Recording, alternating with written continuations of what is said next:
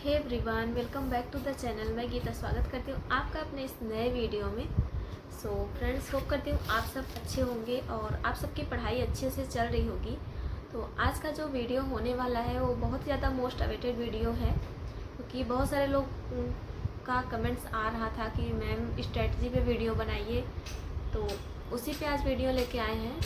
तो आपको इसमें देखने को मिलेगा स्ट्रेटजी मीन्स कैसे हमको पढ़ना है और रिसोर्सेज क्या है, कहाँ कहाँ से हमको पढ़ना है वो देखना है।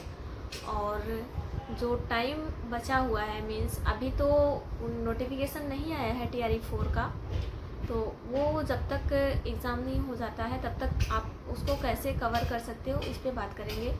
इन 3 चीज़ों पे बात करेंगे। और आपको बता दें तो ये जो स्ट्रेटजी वीडियो होने वाली है वो होने वाली है प्राइमरी के लिए मीन्स PRT 1 to 5 के लिए, और TRE4 की जो प्रिपरेशन करने जा रहे हैं उनके लिए है। तो इसमें से बहुत सारे लोग होंगे जो पुराने होंगे मीन्स TRE2 या 3 दिए होंगे, और फिर कुछ नए होंगे फ्रेश जो बस TRE4 की प्रिपरेशन स्टार्ट किए होंगे मीन्स TRE4 उन्हें देना होगा, तो वो भी देख सकते हैं। बहुत हेल्पफुल होगी ये वीडियो। तो देख लेते हैं कौन कौन से ऐसे सब्जेक्ट हैं, कौन कौन से सब्जेक्ट के पार्ट हैं जहाँ से प्रश्न हमेशा से पूछे जाते हैं, और उसके बाद मैं बताऊंगी कि वो आपको कहाँ से पढ़ने हैं। तो दोनों को साथ साथ में देखते चलेंगे, तो वीडियो को एंड तक देखिएगा, तब जाके आपको पूरा समझ में आएगा कि हाँ इतने सारे सब्जेक्ट हैं और हमको यहाँ से कवर करना है। और मैं वही बताऊँगी जिसको पढ़ा है मैंने और जिसको पढ़कर मेरा सिलेक्शन हुआ है, और मेरा सिलेक्शन हुआ है TRE1 में 1 to 5 के पोस्ट पर हुआ है। तो चलिए स्टार्ट करते हैं आज की वीडियो, जिसमें मैंने पहला यहाँ पे सारे सब्जेक्ट लिखे हैं जिससे क्वेश्चन आते हैं एग्ज़ाम में। तो पहला है साइंस, और ये जो साइंस है, साइंस से बहुत ही ज़्यादा प्रश्न पूछे जाते हैं, तो साइंस पे आपको ज़्यादा ध्यान देना पड़ेगा। तो आप इसको कहाँ से कर सकते हो? साइंस को आपको पढ़ने के लिए कहीं भी इधर उधर भागने की ज़रूरत नहीं है। बस मैं जहाँ से बता रही हूँ आपको पढ़ना है NCERT बुक्स पढ़ना है, और कहाँ से कहाँ तक पढ़ना है आपको 6 to लेकर 10 तक का NCERT कवर करना है। और जब आप उसको करेंगे ना तो देखेंगे कि जो सारे क्वेश्चन हैं वो सारे अपने आप सॉल्व होते चले जाएंगे। जैसे मेरे टाइम पे एक क्वेश्चन आया था कि मनुष्य का जो आँख होता है उसमें किस भाग को डोनेट किया जाता है, तो ऐसे क्वेश्चन आए थे। और ये क्वेश्चन था क्लास 10th का जो आँख वाला चैप्टर है उसमें से है। तो ऐसे ही बहुत सारे चैप्टर हैं जिसमें से आपको जब आप पढ़ेंगे तो आपको प्रश्न मिलेंगे। और साइंस के प्रश्न ऐसे होते हैं जो डायरेक्ट बुक से उठा के NCERT बुक से उठा के ऐसे प्रश्न पूछ दिए जाते हैं। और कभी कभी तो ऐसा होता है कि जो NCERT का जो चैप्टर होता है उसके लास्ट में जो क्वेश्चन दिए होते हैं सेम टू सेम ऑप्शन के साथ ही पूछ लिया जाता है, तो आपको वो लास्ट वाला क्वेश्चन भी अच्छे से अटेम्प्ट करना है और उसके आंसर को याद करके रख लेना है। इसके साथ ही आपको NCERT पढ़ना है एंड MCQ सॉल्व करनी है, साइंस के MCQ। तो ये कहाँ से आप सॉल्व कर सकते हैं? आप NCERT का भी कर सकते हैं और अदर का भी कर सकते हैं। तो YouTube पे आप फ्री रिसोर्सेज का यूज़ करके MCQ सॉल्व कर सकते हैं। तो अगर आप देखेंगे ऐसे मैंने कोई MCQ सॉल्व नहीं किया था, क्योंकि मैंने बस NCERT पढ़ी थी, और NCERT हो या SCERT दोनों सेम ही होती है। तो आप MCQ के लिए सर्च कर सकते हैं साइंस MCQ NCERT, तो आ जाएगा, तो किसी का भी आप देख सकते हो। देन उसके बाद आता है करंट अफेयर। करंट अफेयर का क्वेश्चन लगभग 10 तक ही होता है, 10 क्वेश्चन करंट अफेयर के आते हैं। तो मैं करंट अफेयर हमेशा से ही कुमार गौरव सर को पढ़ती रही हूँ। तो अगर आप लगातार किसी एक को फॉलो करते रहते हैं करंट अफेयर के लिए तो आपको उतना टेंशन नहीं रहता है। तो आपको जिनका भी करंट अफेयर अच्छा लगता हो उसको डेली आप पढ़ा करिए, क्योंकि ये होता है ना कि अगर आप 1 महीने का या फिर 6 महीने का साथ में पढ़ना चाहो तो बहुत हैवी हो जाता है और आपके माइंड में वो बैठता नहीं है। और करंट अफेयर जो गौरव सर पढ़ाते हैं वो बहुत ही अच्छा पढ़ाते हैं। हो सकता है आप में से कुछ लोग उन्हें जानते भी होंगे, उनसे पढ़ते भी होंगे, तो उनसे पढ़िएगा करंट अफेयर अगर आपको अच्छा लगे तो। नहीं तो और भी सर हैं, बहुत सारे सर हैं जो पढ़ाते हैं। अगर आपको अच्छा लगे तो आप 1 लाइनर करंट अफेयर पढ़ लीजिए जो कई लोग कराते हैं 10 मिनट का, 15 मिनट का। ये है कि गौरव सर का वीडियो थोड़ा सा लॉन्ग होता है, 1.5 घंटे का होता है। तो आप देख लीजिए आपको करंट अफेयर कहाँ से करना है।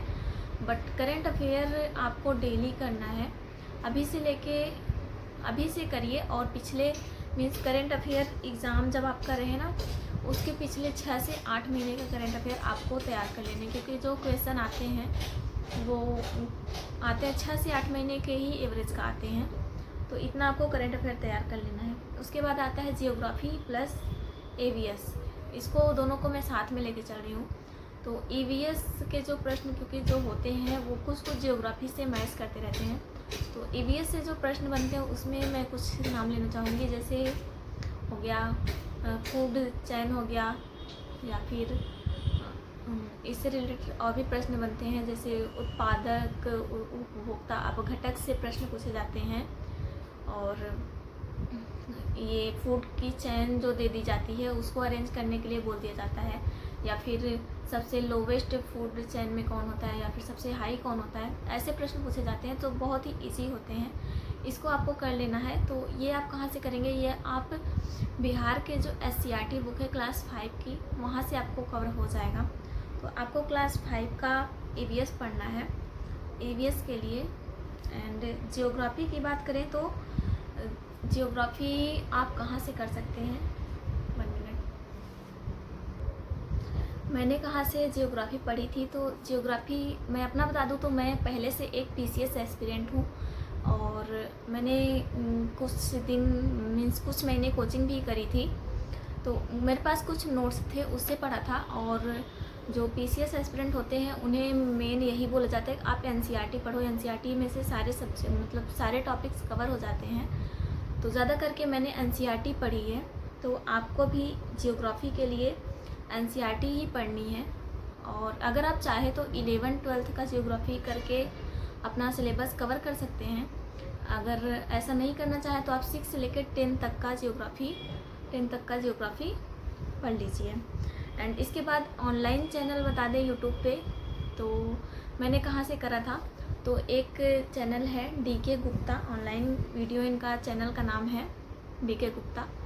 तो इनसे मैंने इनका जो क्वेश्चन ये कराते हैं ना, मीन्स PYQ के प्रश्न लेते हैं, और फिर NCERT में वो कहाँ से आया है उस पर डिटेल में समझाते हैं।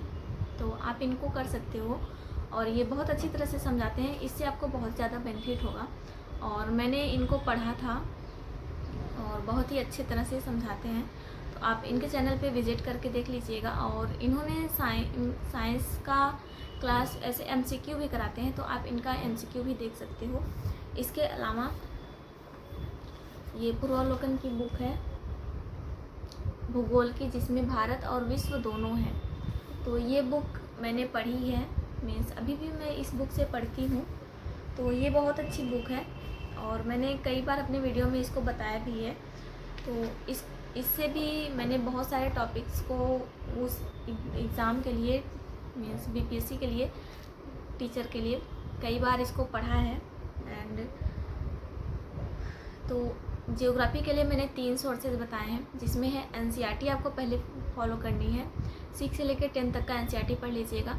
देन इसके बाद ये जो ऑनलाइन क्लास है DK गुप्ता का, इनसे पढ़ लीजिएगा। देन अगर इसके बाद अगर आपको टाइम मिलता है तो ये वाली पूर्वावलोकन की बुक पढ़िएगा, घटना चक्र की। तो ये हो गया जियोग्राफी के लिए। इसके बाद बात करते हैं हिस्ट्री के लिए। हिस्ट्री में जो क्वेश्चन ज़्यादा करके आते हैं वो आते हैं मॉडर्न हिस्ट्री से, और इन्होंने अपने सिलेबस में भी बस मॉडर्न हिस्ट्री को ही रखा है। तो ज़्यादा करके जो क्वेश्चन आते हैं मॉडर्न हिस्ट्री से ही आते हैं। तो मॉडर्न हिस्ट्री के लिए आपको बिहार का SCERT बुक पढ़ना पड़ेगा। और SCERT बुक आपको कहाँ से मिलेगा, ये एक ऐप है, प्ले स्टोर से आप इस ऐप को डाउनलोड कर लीजिएगा। यहाँ पे बिहार की जितनी सारी बुक्स हैं वो सब आपको मिल जाएगी। तो हिस्ट्री के लिए आपको किस क्लास की ये पढ़नी है आपको ये बता दें। तो आपको पढ़ना है अतीत से वर्तमान। 6 में जो है वो एंशिएंट हिस्ट्री है, 7 में मेडिवल है, और 8 में जो है वो मॉडर्न है। तो आपको क्लास 8 की अतीत से वर्तमान वाली जो बुक है वो पढ़नी है। तो क्योंकि जो क्वेश्चन होते हैं वो बीपीएससी जो है वो नए नए क्वेश्चन लेके आता है, हमेशा रिपीट नहीं करता है। आप देखते होंगे अभी 3 बार बीपीएससी एग्ज़ाम करा चुका है, बट 3 बार के अगर ऐसे हिस्ट्री के क्वेश्चन देखेंगे, मॉडर्न हिस्ट्री के, तो वो अलग अलग ही आए हैं। तो आप इसको कर सकते हैं, अतीत से वर्तमान आपको करना है। और इसमें से मैंने देखा है बिहार की जो एससीईआरटी बुक है, इसमें से सारे क्वेश्चन मीन्स एससीईआरटी बुक से क्वेश्चन डायरेक्ट आ जाते हैं। जैसे एनसीईआरटी से आते हैं वैसे बिहार की एससीईआरटी बुक से ही आते हैं। एंड अगर मैं साइंस की बात करूं, मैं एग्ज़ाम देने के बाद मैंने देखा था, मैं बिहार में ही रुकी हुई थी, तो जो साइंस का है एक था, उसमें मेरे टाइम पे प्रश्न आया हुआ था कि जब बिजली आसमान में चमकती है तो हमें क्या करना चाहिए।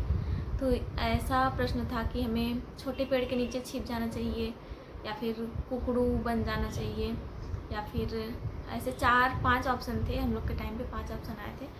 तो ये वाला क्वेश्चन मैंने देखा डायरेक्ट बुक से ही आया था, और उसमें उसका आंसर भी बताया था कि क्या करना चाहिए।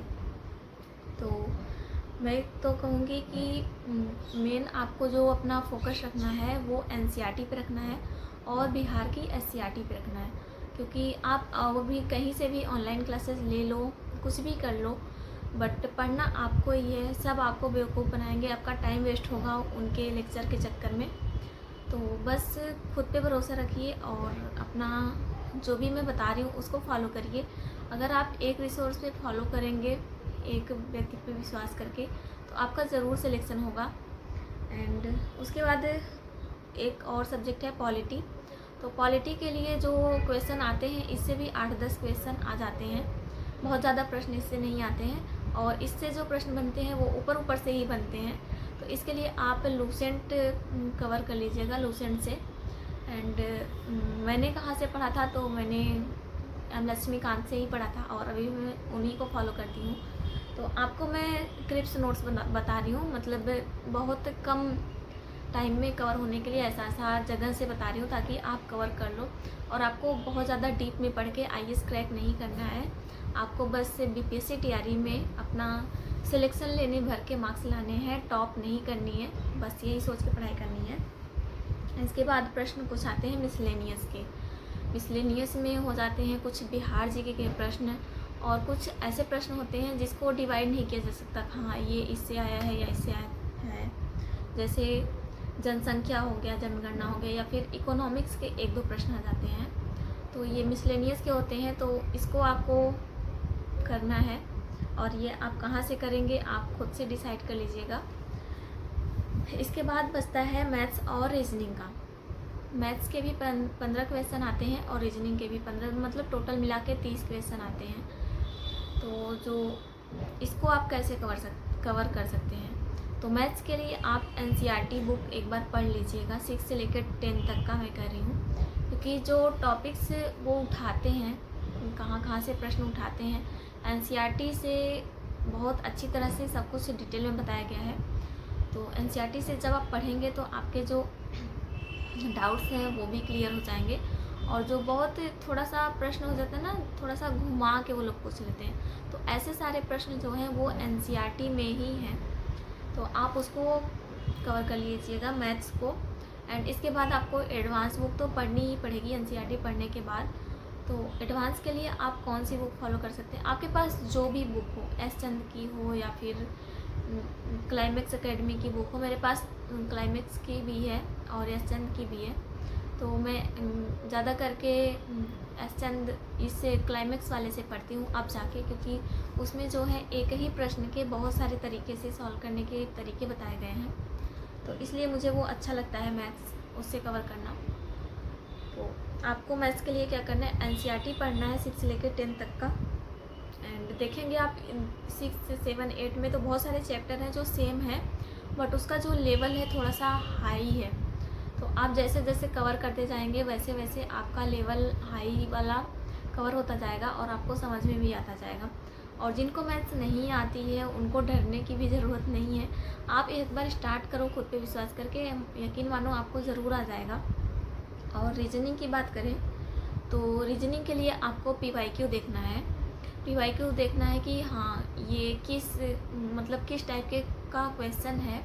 दिन अगर सीटिंग अरेंजमेंट का है तो आपको यूट्यूब पे सर्च कर लेना है सीटिंग अरेंजमेंट, देन वो आ जाएगा।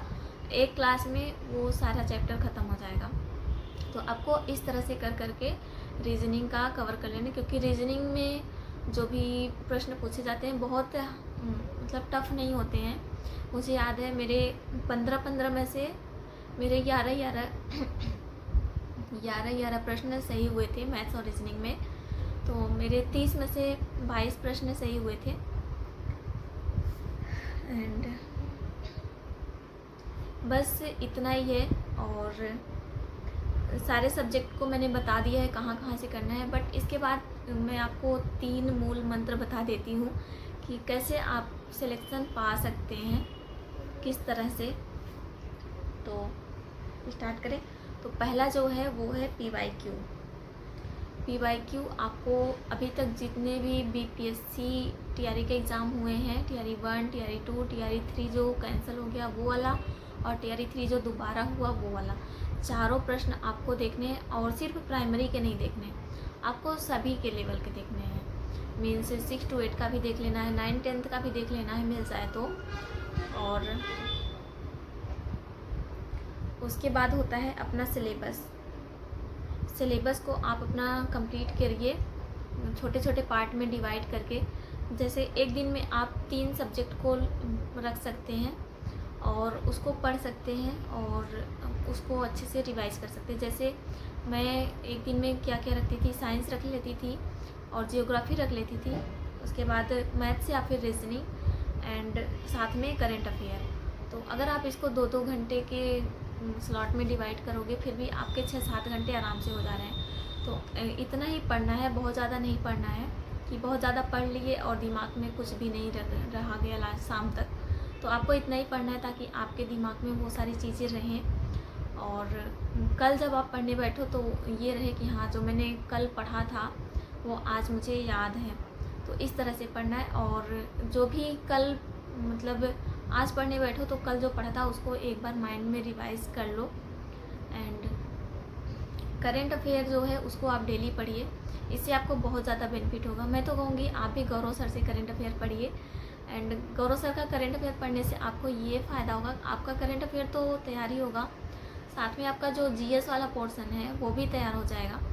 और वो बहुत अच्छा करंट अफेयर पढ़ाते हैं। एक बार मुझ पर विश्वास करके अगर आपने नहीं पढ़ा है तो पढ़िएगा ज़रूर। और तीसरा है प्रैक्टिस। जब आपको सिलेबस कंप्लीट हो जाए तो आपको MCQ ढेर सारे सॉल्व करने हैं, चाहे जिस भी सब्जेक्ट का। तो इसके लिए बहुत सारे हैं, जैसे द ऑफिसर्स एकेडमी पे जो सर हैं, नाम तो मुझे नहीं याद आ रहा, दानिश सर हैं, वो बड़ा अच्छा MCQ करवाते हैं, तो उनसे आप कर सकते हो। ऐसे देखोगे तो यूट्यूब पे बहुत सारे टीचर्स मिलेंगे जो MCQ कराते हैं, तो इनसे आप MCQ कर सकते हैं एंड इन टाइम पे आपका रिवीजन हो जाएगा। बट मैं लास्ट में कहूँगी कि बहुत ज़्यादा यूट्यूब पे डिपेंड नहीं रहना है, जो भी पढ़ना है बुक से पढ़िएगा। क्योंकि अगर आप यूट्यूब से पढ़ के 2 प्रश्न पढ़ लेते हो 5 मिनट में, तो अगर आप बुक से पढ़ोगे ना तो वही 5 मिनट में आप 10 प्रश्न पढ़ लोगे। इसलिए मैं बहुत ज़्यादा यूट्यूब पे डिपेंड नहीं रहती हूँ। एंड मैं खुद का बताऊँ एक्सपीरियंस, तो मैं खुद यूट्यूब से मैंने बहुत ज़्यादा नहीं पढ़ा था, मैंने बहुत ज़्यादा बुक से अपने पढ़ा था, जो भी मेरे पास बुक्स वगैरह थी। मेनली मैंने NCERT पढ़ा था और उसके बाद ऐसे ही एक ऐप था जो मैंने अभी आपको बताया, इस ऐप से बिहार का SCERT मैंने पढ़ा था एंड प्रैक्टिस थोड़ा बहुत किया था। और PYQ के लिए मेरा TRE 1 में सिलेक्शन हुआ है, तो PYQ के लिए कुछ था नहीं, तो मैंने PYQ के लिए जो BPSC ने आज तक एग्ज़ाम कराया है PCS वाला, उन सारे सब्जेक्ट का MCQ मैंने सॉल्व किया था। तो आप भी ऐसा कर सकते हो। और बिहार GK भी मैंने पढ़ा था, बट बिहार GK पढ़ने से मुझे कोई फ़ायदा हुआ नहीं, क्योंकि प्रश्न कोई नहीं आए थे और बिहार GK पे मैंने बहुत टाइम वेस्ट कर दिया था। तो आप ऐसा नहीं करिएगा, आप देख लीजिएगा बिहार GK से प्रश्न आ रहे हैं या नहीं आ रहे हैं, तब जाके पढ़िएगा। और जितना मैंने पढ़ाया, इतना मतलब बताया है, इतना आप पढ़ लीजिए, इतना इनफ है। तो होप करती हूँ आप सबको वीडियो पसंद आया होगा।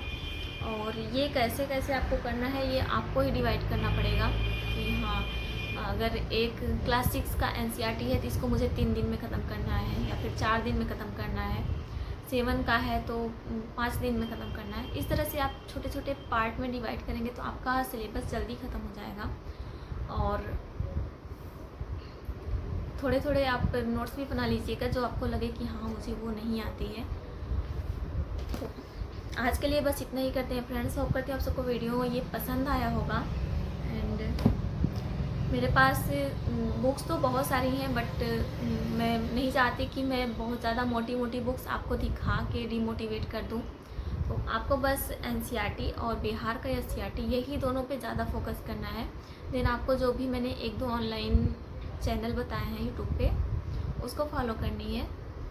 एंड बस आपके पास जो नोट्स वगैरह हैं या फिर आप किसी टीचर को फॉलो करते हो तो उसको फॉलो करते रहिए। और बहुत ज़्यादा आंखें बंद करके किसी पे ट्रस्ट नहीं करना है, क्योंकि उससे आपका टाइम वेस्ट होगा। वो लोग तो पढ़ा के चले जाएंगे, बट क्या पढ़ा रहे हैं वो आपके एग्ज़ाम में आ रहा है या नहीं आ रहा है वो आपको देखना है। तो आपको उसके लिए PYQ देखना पड़ेगा। तो आज के लिए बस इतना ही करते हैं। वीडियो पे चैनल पे नए तो सब्सक्राइब कर लीजिए, वीडियो अच्छा लगा तो लाइक करिएगा और एक प्यारा सा कमेंट ज़रूर छोड़िएगा। तब तक के लिए बाय बाय, अपना ख्याल रखिए।